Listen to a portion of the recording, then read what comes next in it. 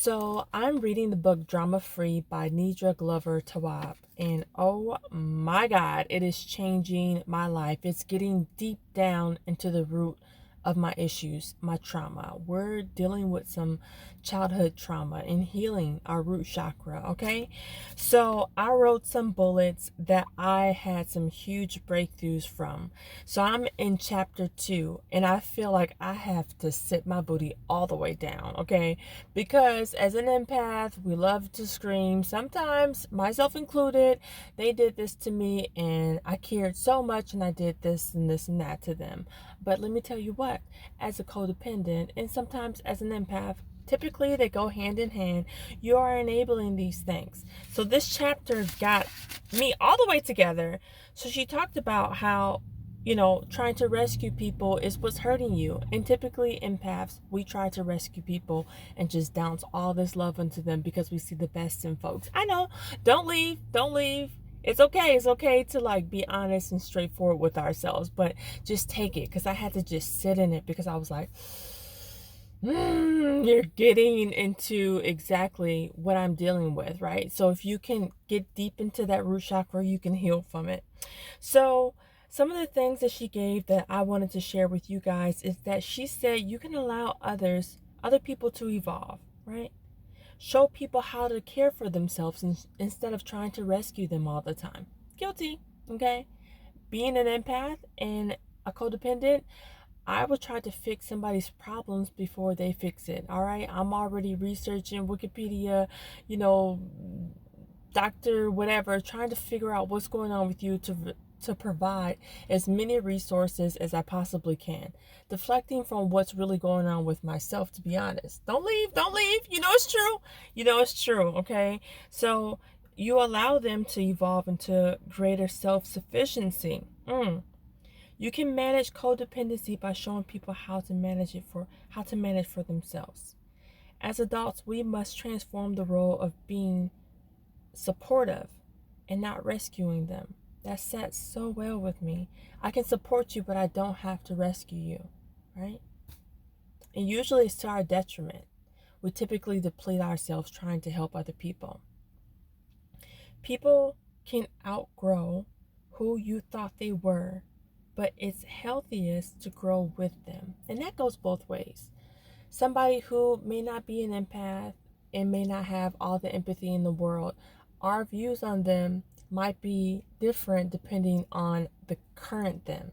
So we may be looking at their perspective of who they are from childhood, you know? And sometimes it's okay to release the expectations that you have from them from your childhood. Okay, if that makes sense, let me know. Comment below. All right, so stick with me here. Before agreeing to assist others, assess ways to support people outside of doing things for people. Just ask them, how can I support you? Right? And then don't deplete yourself when you're in support of them. We are so quick to rescue people when indeed we need the rescuing. We need the love. But we lack self-love sometimes because we're pouring so much into other people unwillingly. Look at the times where you have poured into other people. It's not always warranted. It's not always from you asking them, how can I support you? Sometimes we just go out of our way because we have such a big heart and we want to help everybody. But we might be taking on baggage that we didn't ask for and they didn't ask for us to pick up, right? So I thought that was really good. She said this, and I am affirming this every day.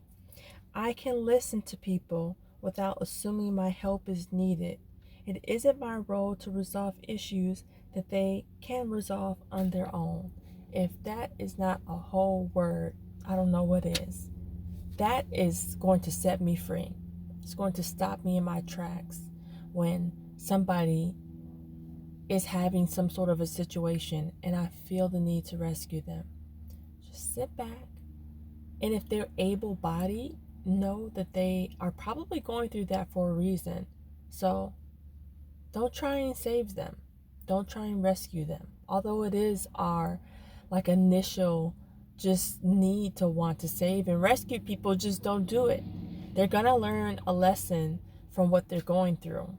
You're literally taking away the lesson from them, and then they start leaning on you for everything, and then you get emotionally drained, and then you resent and you hate them, and then the cycle continues, and you try to cut them off, and then they try and go out into the world, and then you see them in need, struggling, and you try to save them, and it's a never-ending cycle. All right, so I thought that this would be a great book to share with you guys. Again, it's called Drama Free by Nidra Glover Tawab. I might be messing up her last name, but it is so worth a download. I'm on Audible now because, listen, my attention span is just not what it used to be. I'll start reading something and get totally distracted. But that's also why I come to the park, to get out of the house and just sit in my car and I journal and I meditate and connect to source, connect to the divine, and try to get downloads there. So I hope this has been helpful, and let me know if you read the book before or if you will check it out. It is so deep, and I'm only in chapter 2, and honey, she's getting me all the way together. All right, so hope this has blessed you. I'll see y'all in the next one.